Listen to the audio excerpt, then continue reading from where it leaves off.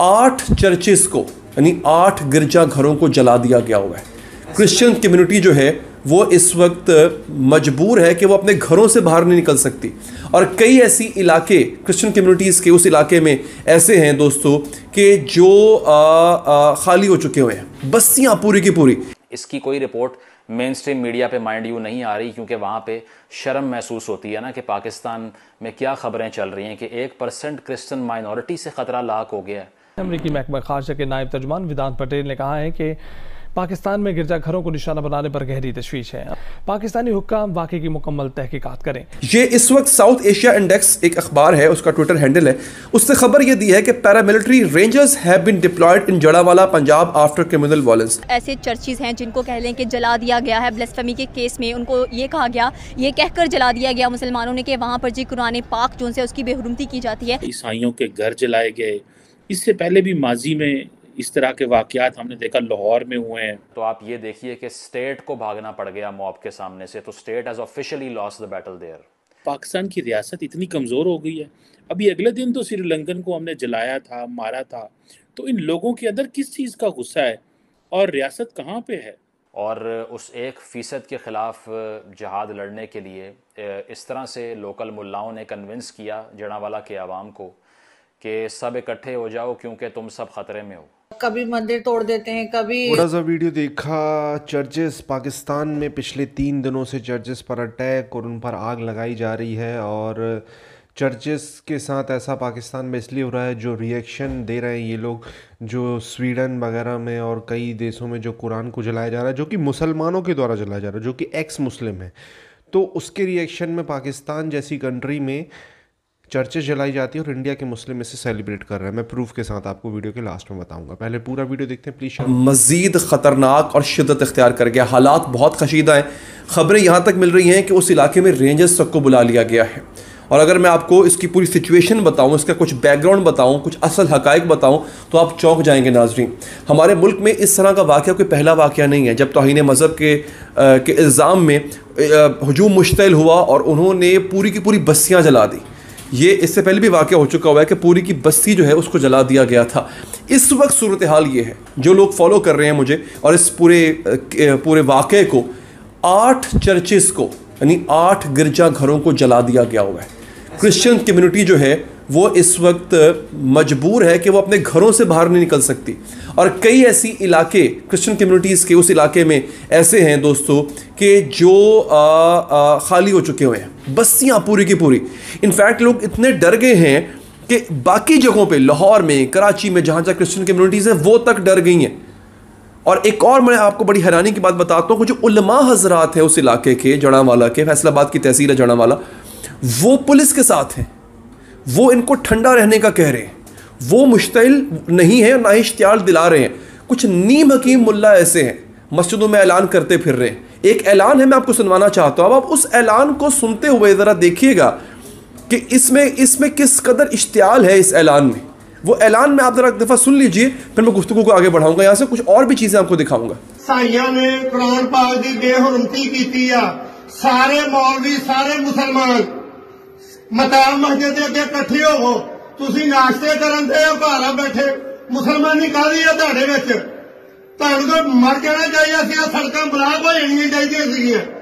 अगर कानून उन्होंने अरेस्ट नहीं करता तो फिर सारे बंदे इकट्ठे होए हुए थे।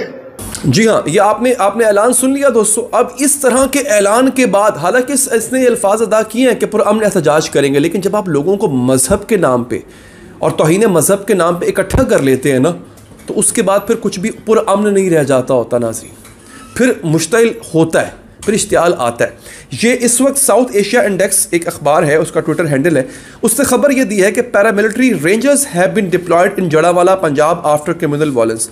यानी पैरामिलिट्री जो रेंजर्स हैं उनको बुला लिया गया है।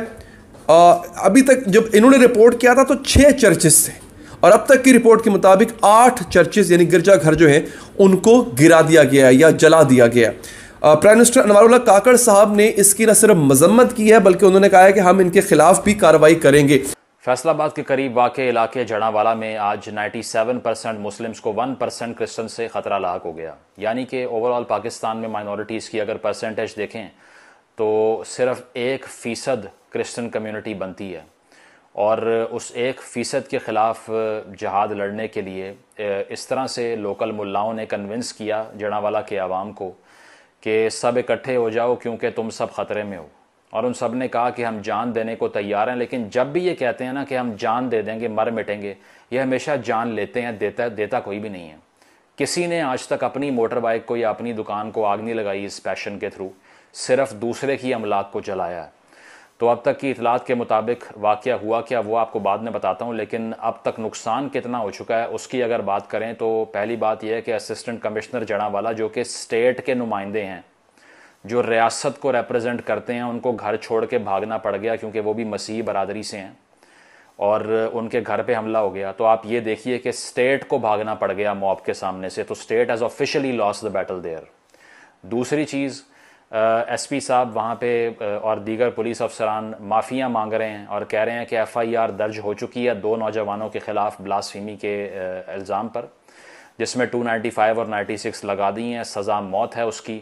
इसके बाद आपको क्या चाहिए आप बता दें। लेकिन उनको ये नहीं मालूम कि ये जो आवाम बाहर निकले हुए हैं ये सिर्फ़ कानून पे अमल दरामद करवाने नहीं आए, ये तो रोज़मर्रा की ज़िंदगी की फ्रस्ट्रेशन निकालने के लिए आए हैं। और इसीलिए फ्रस्ट्रेशन को निकालते हुए अब तक उन्होंने 17 से 20 के दरमियान घर जला दिए हैं। इसकी कोई रिपोर्ट मेन स्ट्रीम मीडिया पे माइंड यू नहीं आ रही, क्योंकि वहाँ पे शर्म महसूस होती है ना कि पाकिस्तान में क्या खबरें चल रही हैं कि 1% क्रिश्चियन माइनॉरिटी से ख़तरा लाक हो गया। आज एक बड़ा हौलनाक वाक़या हुआ है पाकिस्तान में। वैसे तो इस तरह के वाक़यात होते रहते हैं, लेकिन ये बड़ा दिल दहला देने वाला वाक़या था कि जो ईसाइयों की इबादत गाहें हैं, तकरीबन 5 जो चर्च हैं उनको जलाया गया, ईसाइयों के घर जलाए गए। इससे पहले भी माजी में इस तरह के वाक़यात हमने देखा, लाहौर में हुए हैं। लार्जली ये जो वाक़यात हैं ये पर्सनल ग्रज की बेस पे शुरू होते हैं और ऐसे चलते हैं। और सुनने में आया कि आज तक तकरीबन 2000 के करीब जो इस तरह के केस जो हैं वो ब्लास्फेमी के रजिस्टर हुए हैं। कोई 88 लोगों को जो सज़ाएँ दे दी गई हैं। आपको क्या लगता है पाकिस्तान की रियासत इतनी कमज़ोर हो गई है? अभी अगले दिन तो श्रीलंकन को हमने जलाया था, मारा था, तो इन लोगों के अंदर किस चीज़ का गुस्सा है और रियासत कहाँ पे है? सर देखें, ये पहली बार नहीं हुआ है, इससे पहले भी आप खुद जानते हैं कि जैसा कि मैंने आपको बताया कि पाकिस्तान में चर्चेस जलाई जा रही हैं। हालांकि कई लोग सोचते होंगे कि पाकिस्तान में चर्चेस भी हैं। आपको मैं बताना चाहता हूं कि पाकिस्तान में हिंदू से ज़्यादा क्रिश्चियन आबादी है, जो कि बेसिकली वहाँ पर इनको उतना ज़्यादा तंग नहीं किया जाता है, क्योंकि आप समझ सकते हो क्रिश्चियन जो वहाँ पे काम करते हैं वो मतलब स्वीपर और ये सब चीज़ों का काम करते हैं वो। और मतलब आप समझे मैं क्या कहना चाह रहा हूँ यार, जो बेसिकली क्रिश्चियन है ये अंग्रेज़ों के टाइम पे दलितों से कन्वर्ट किए गए क्रिश्चियन हैं। इनको उतना ज़्यादा इन पे दिमाग नहीं लगाते हैं पाकिस्तानी, हालांकि इनको भी परेशान किया गया है, ऐसी बात नहीं है। हिंदू तो अब बहुत नाम मात्र के बचे हैं। पंजाब में हिंदू आपको मिलेंगे नहीं, सिंध में हिंदू है तो उनकी भी क्या हालत है। सिख हज़ारों में, सिख की आबादी हज़ारों में है, लाखों में भी नहीं है। मतलब 10-20 हज़ार सिख से ज़्यादा सिख नहीं है। वो भी ज़्यादातर जो हैं जो गुरु नानक जी की जो मेन गुरुद्वारा है उसके आसपास के एरिया में रहते हैं। और बहुत इक्का दुक्का पेशावर वगैरह में आपको मिल जाएंगे जो कि पुश्तैनी वहाँ पे रह रहे हैं।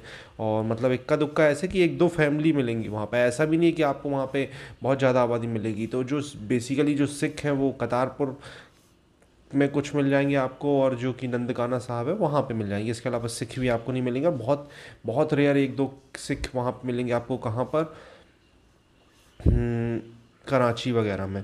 और एक जैन परिवार भी है पाकिस्तान में। मैंने इसको मतलब रिसर्च किया और ट्विटर पर पता चला वो जैन परिवार एक्टिव है।